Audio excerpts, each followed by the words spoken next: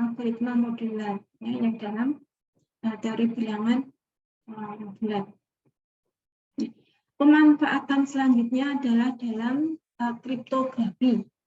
Nah, kriptografi ini adalah bidang ilmu atau seni, ada yang mengatakan ini seni ya, ada seni dan ilmu ya, ilmu dan seni untuk menjaga keamanan pesan ya dengan cara menyandikan ya, menjadikan suatu pesan menjadi bentuk lain yang tidak bermakna. Ya, kriptografi sendiri berasal dari bahasa Yunani yang artinya adalah secret writing atau penulisan rahasia. Ya.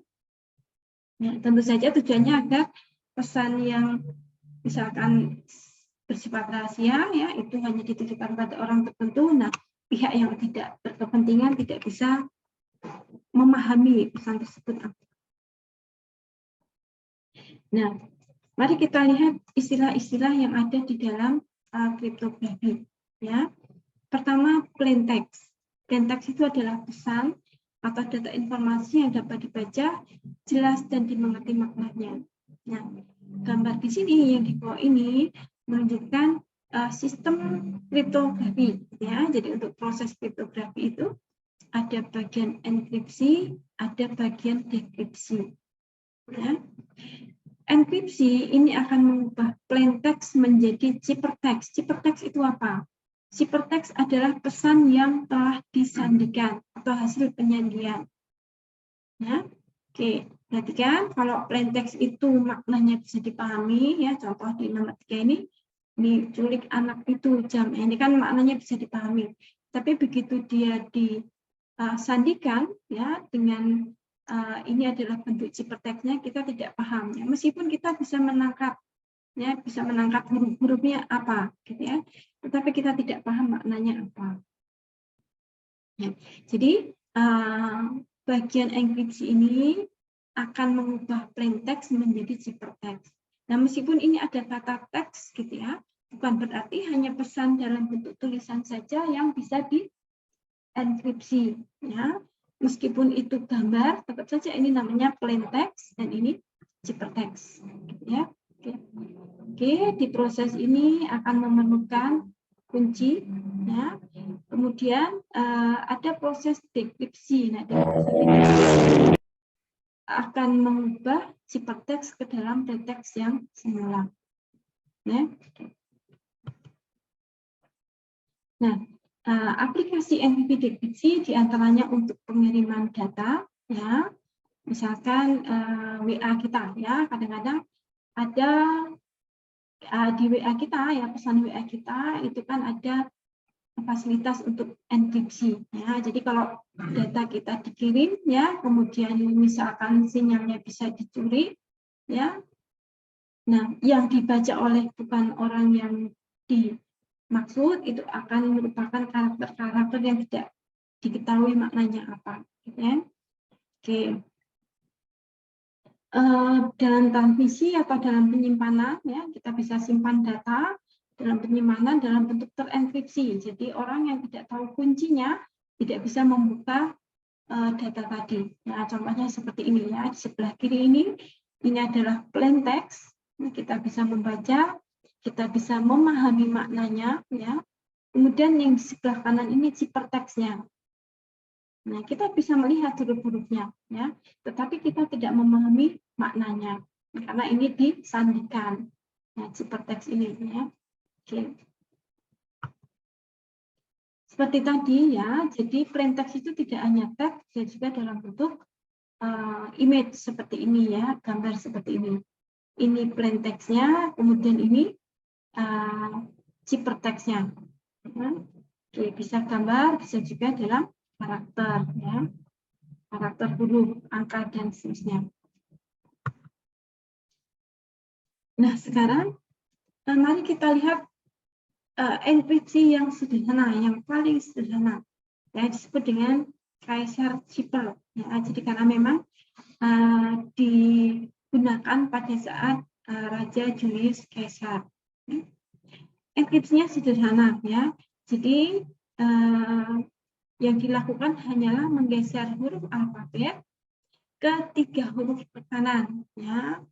ke kanan 3 ya, lompat 3 ya. Jadi A kita lompat 1, 2, 3. Nah, huruf A itu diubah menjadi D ya.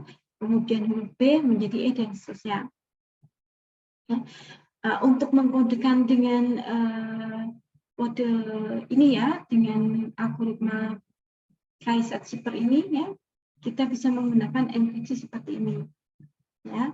Jadi CI ini adalah ciphertext ya, ciphertext diperoleh dengan plaintext ditambah 3 modulo 26. Kenapa modulo 26? Ya karena karakter A sampai Z itu ada 26 karakter. Ya, seandainya A ini saya berikan simbol 0, maka Z-nya akan merupakan simbol 25. Ya.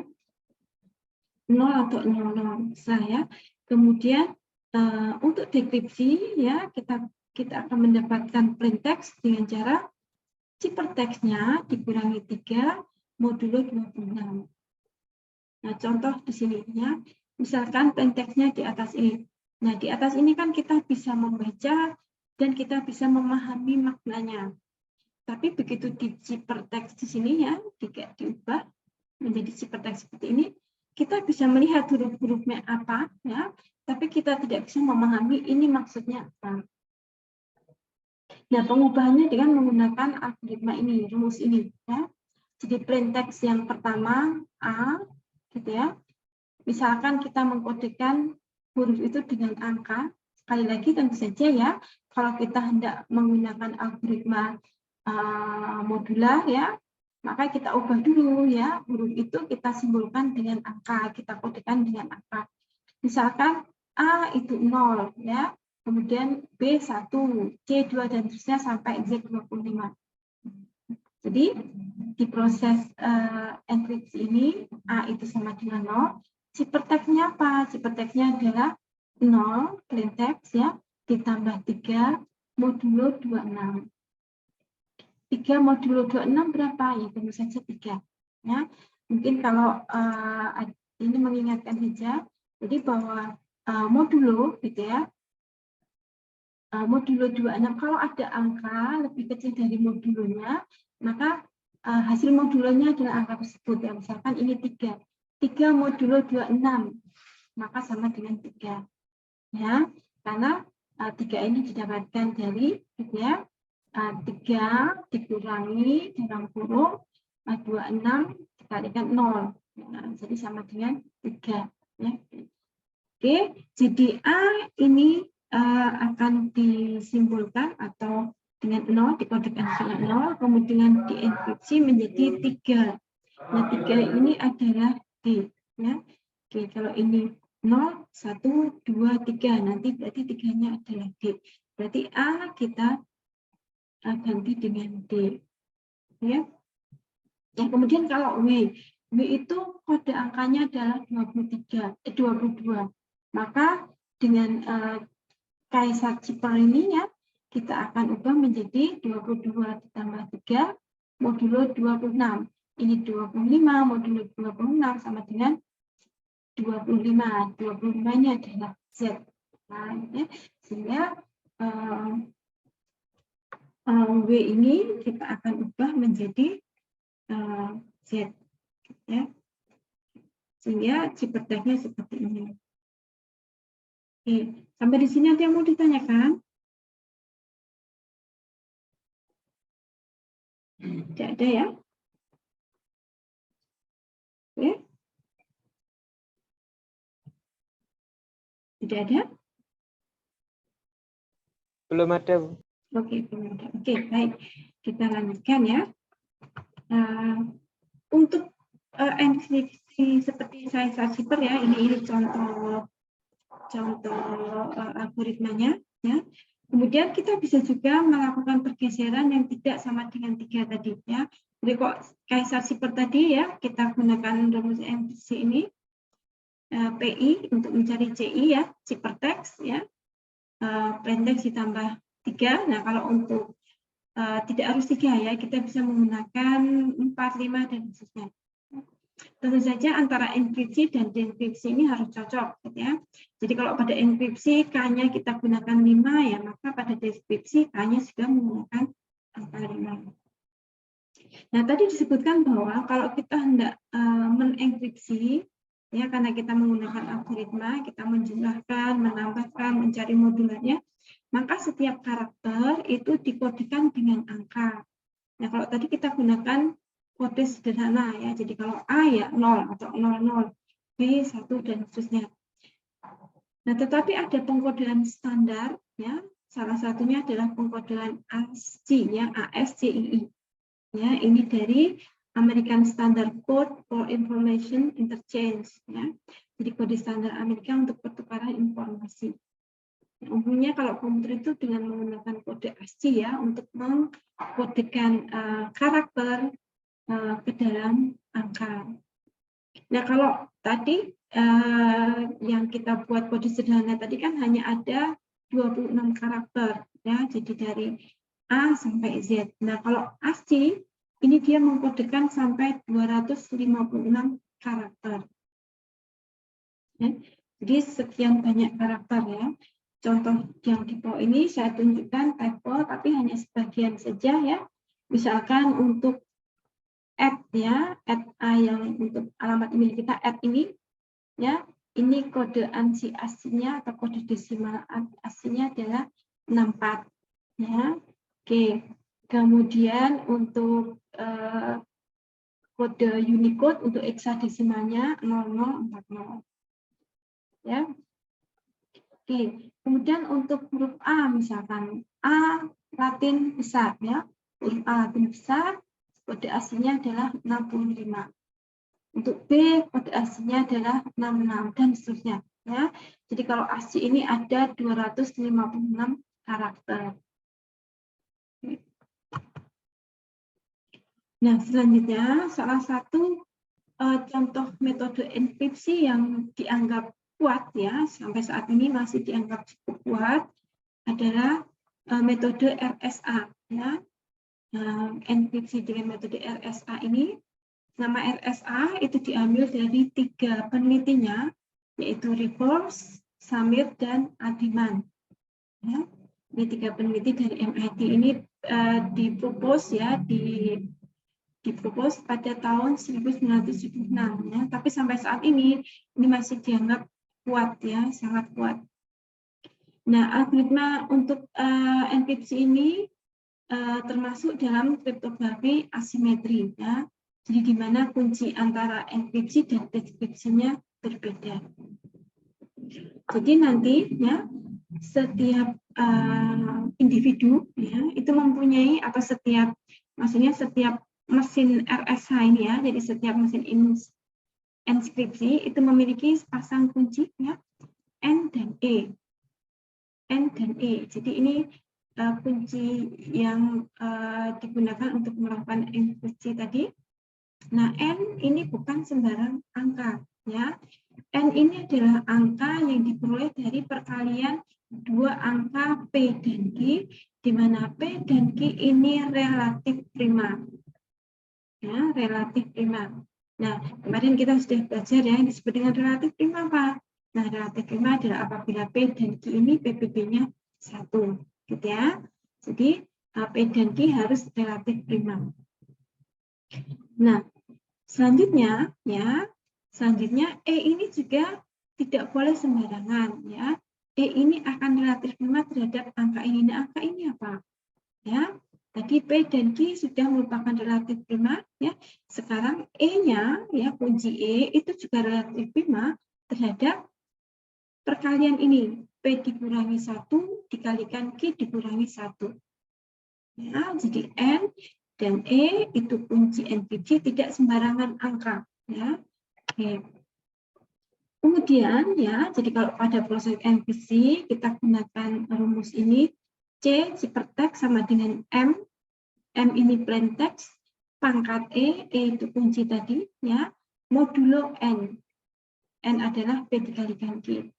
Nah, kemudian kalau di bagian dekripsi ya, ketika kita hendak mengubah dari ciphertext ke plain text, maka rumusnya kita gunakan ini.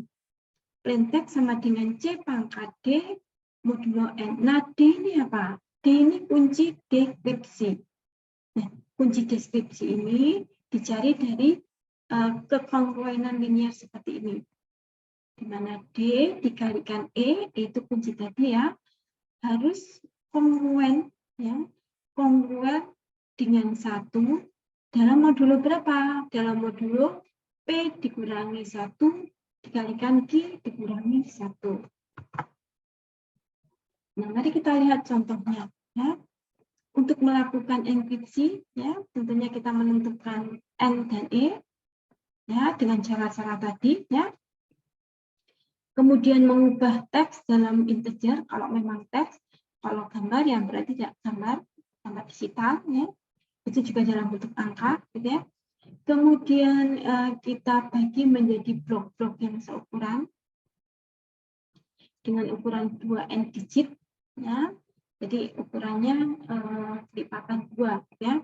Di mana n adalah bilangan genap terbesar yang berada di antara 25 sampai 25, ya. Pokoknya bilangan yang di belakangnya angkanya 25. Ya. Dengan 2n tidak boleh melebihi n.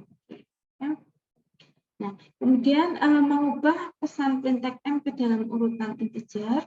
Ya, jadi blok-blok tadi kita beri nama plain text tadi M1, M2 dan seterusnya. Kemudian di setiap blok kita lakukan enkripsi, ya, dengan fungsi seperti ini. Oke, jadi C berarti saya mendapatkan ciphertext, ya, sama dengan M ini plain text dibagi dengan E, kunci E modulo N. N ini juga kunci. Ya.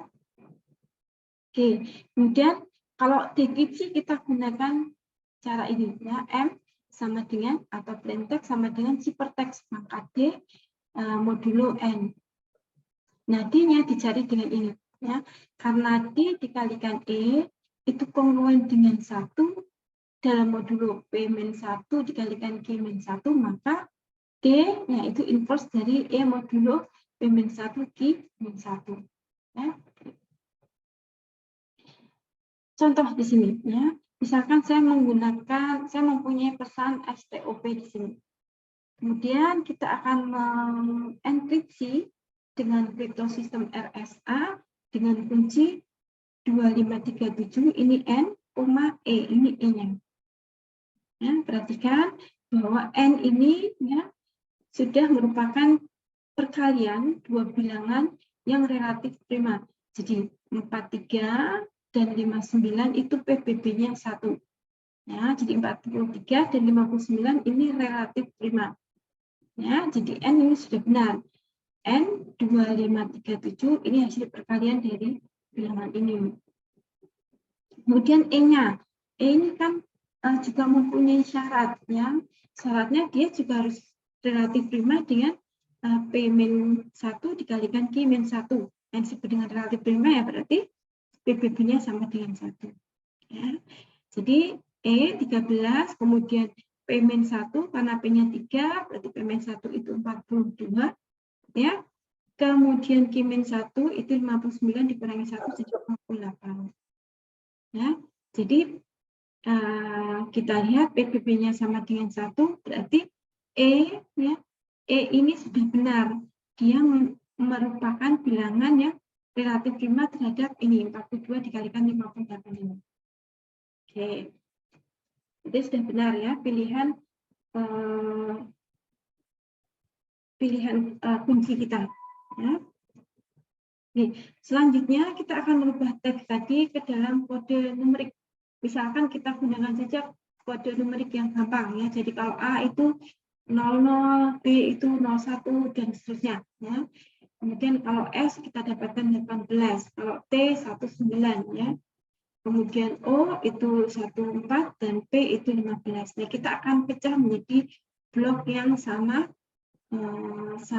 besarnya ya. Oke.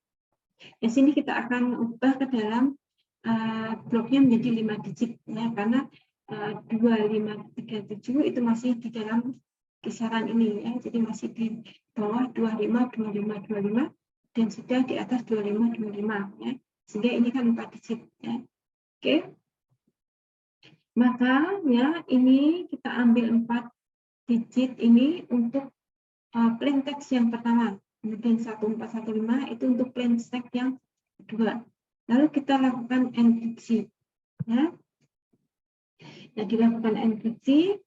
Ini rumusnya ini ya. Karena ada 2 plain text M1 dan M2, maka C1-nya ya kita cari dengan C1 sama dengan ini adalah plain text, ini adalah kunci E, dan ini kunci N. Ya. Jadi C1 sama dengan 1819 pangkat 13 modulo 2537. Nah, sekarang kalau kita mau memangkatkan 1819 dengan menggunakan kalkulator kita, ya, saya yakin kalkulatornya tidak akan mampu, ya. Untuk kalkulator kita biasa ya, jadi 1819 ya. 19 kita pangkatkan dengan 13. Nah, coba dicoba. Nah, kita dapatkan bilangan yang sangat besar. Ya, bilangan yang sangat besar. Nah, daripada susah-susah gitu ya, sebenarnya bisa kalau kita cari ya.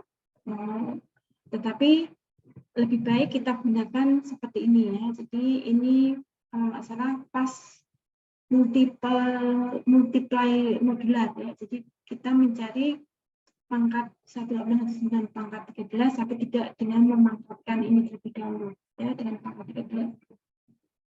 Oke. Nah, algoritmanya seperti ini. Pertama, kita cari terlebih dahulu 1819 ini modulo 2537 ya. Tentu saja 1819 modulo 2537 ya, karena 1819 itu lebih kecil dari 2537, maka 1819 modulo 2537 hasilnya adalah 1819. Gitu ya. Jadi nanti kalau kalian ketemu modulo ya, misalkan yang angka sebelah kiri ini yang dicari modulonya itu lebih kecil daripada pembaginya ya. Misalkan ini 5 modulo 10, nah berarti hasilnya 5 gitu ya. Nah, ini 1819 modulo 2537, maka hasilnya adalah 1819. Kemudian kita cari 1819 kuadrat. Nah, ini ya. Ini kita cari ya modulonya ya. Ini kita kuadratkan, masih kecil angkanya sekian ya. Nah, ini 3308.761 modulo 2537 hasilnya 513. Nah, di sini saya sudah mendapatkan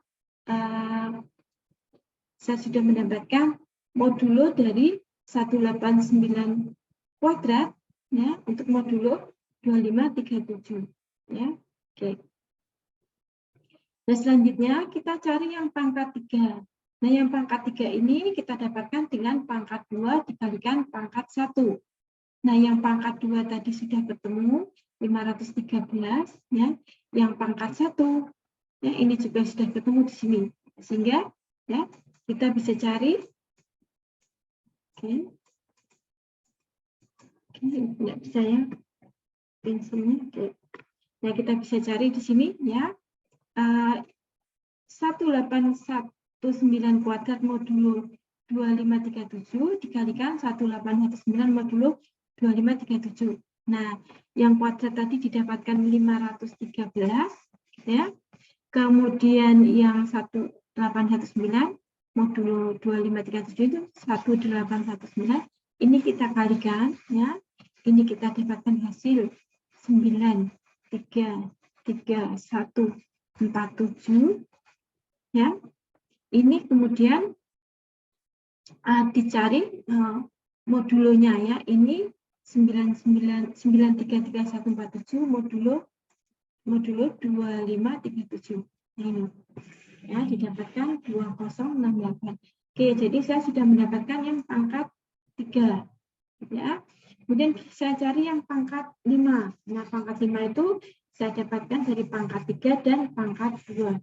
Kemudian yang pangkat 6 saya dapatkan dari pangkat 3 dan pangkat 3. Kemudian yang pangkat 11 saya dapatkan dari pangkat 6 dan pangkat 5. kemudian yang pangkat 13 saya dapatkan dari pangkat 11 dan pangkat 2. Nah, sehingga didapatkan